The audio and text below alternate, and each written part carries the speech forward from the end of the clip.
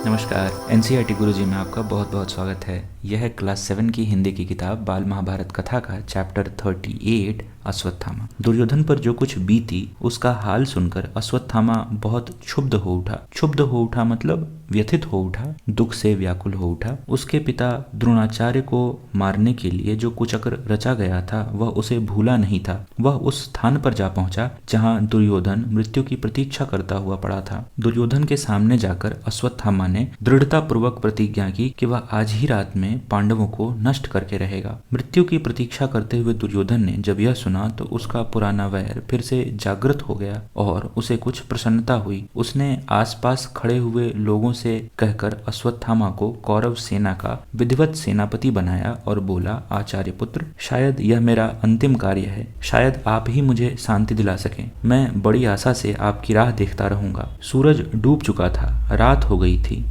एक बड़े बरगद के पेड़ के नीचे अश्वत्थामा, कृपाचार्य और कृतवर्मा रात बिताने की गरज से ठहरे। गरज से मतलब रात बिताने के लिए ठहरे। कृप और कृतवर्मा बहुत थके हुए थे, इसलिए दोनों वही पड़े पड़े सो गए। लेकिन अश्वत्थामा को नींद नहीं आई। अश्वत्थामा सोचने लगा, मैं इन पांडवों और पिताजी की हत्या करने वाले धृष्टद्युम्न को उनके संगी साथियों समेत एक साथ ही क्यों न मार डालूं। अभी रात का समय है और वे सब अपने शिविरों में पड़े सो रहे होंगे। इस समय उन सब का वध कर डालना बहुत सुगम होगा। अश्वत्थामा ने कृपाचार्य को जगाकर उनको अपना निश्चय सुनाया। अश्वत्थामा की ये बातें सुनकर कृपाचार्य व्यथित हो गए और बोले, अश्वत्थामा, सोते हुए को मारना कभी भी धर्म नहीं हो सकता। तुम यह विचार छोड़ दो। यह सुनकर अश्वत्थामा झल्लाकर बोला, आपने भी क्या यह धर्म की रट लगा रखी है। दृढ़तापूर्वक अपनी इच्छा जताकर अश्वत्थामा पांडवों के शिविर की ओर जाने को उठा। यह देखकर कृपाचार्य और कृतवर्मा भी अश्वत्थामा के साथ हो लिए। आधी रात बीत चुकी थी। पांडवों के शिविर में भी सभी सैनिक मीठी नींद में सो रहे थे। अश्वत्थामा पहले धृष्टद्युम्न के शिविर में घुसा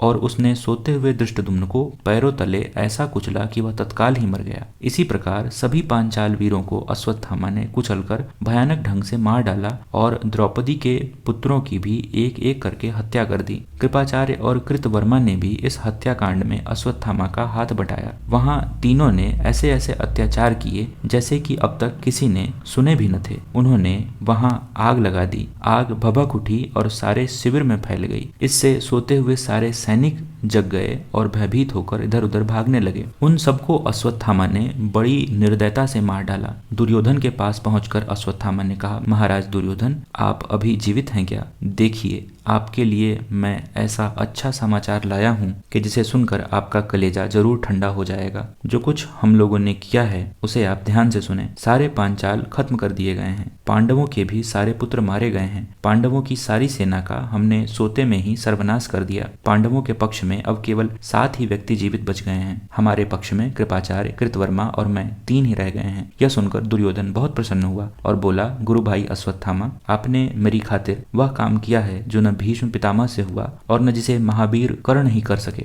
इतना कहकर दुर्योधन ने अपने प्राण त्याग दिए। द्रौपदी की दयनीय अवस्था की क्या कहें। युधिष्ठिर के पास आकर वह कातर स्वर में पुकार उठी, क्या इस पापी अश्वत्थामा से बदला लेने वाला हमारे यहाँ कोई नहीं रहा है? शोक विह्वल द्रौपदी की हालत देखकर 5 पांडव अश्वत्थामा की खोज में निकले। ढूंढते ढूंढते आखिर उन्होंने गंगा नदी के तट पर छिपे हुए अश्वत्थामा का पता लगा ही लिया। अश्वत्थामा और भीमसेन में युद्ध छिड़ गया, लेकिन अंत में अश्वत्थामा हार गया। पांडव वंश का नामो निशान तक मिट गया होता, लेकिन उत्तरा के गर्भ की रक्षा हो गई। समय पर उत्तरा ने परीक्षित को जन्म दिया। यही परीक्षित पांडवों के वंश का एकमात्र चिन्ह रह गया था। हस्तिनापुर का सारा नगर निसहाय स्त्रियों और अनाथ बच्चों के रोने कलपने के हृदय विदारक शब्दों से गूंज उठा। हृदय विदारक मतलब हृदय को विचलित कर देने वाले शब्दों से गूंज उठा। युद्ध समाप्त होने का समाचार पाकर हजारों निसहाय स्त्रियों को लेकर वृद्ध महाराज धृतराष्ट्र कुरुक्षेत्र की समर भूमि में गए, जहां एक ही वंश के बंधु बांधवों ने एक दूसरे से भयानक युद्ध करके अपने ही कुल का सर्वनाश कर डाला था। धृतराष्ट्र ने भी बीती बातों का स्मरण करते हुए बहुत विलाप किया मतलब बहुत रोए। तो इसी के साथ खत्म होता है हमारा चैप्टर 38। अगर आपको इससे आगे या इसके पीछे के चैप्टर्स देखने हो तो डिस्क्रिप्शन में मिलेगा आपको प्लेलिस्ट का लिंक। वहां से आप सारे चैप्टर्स को एक्सेस कर सकते हैं और देख सकते हैं। हमारी इस वीडियो को देखने के लिए आपका बहुत बहुत धन्यवाद। मिलता हूँ आपसे चैप्टर 39 में। तब तक के लिए बाय बाय।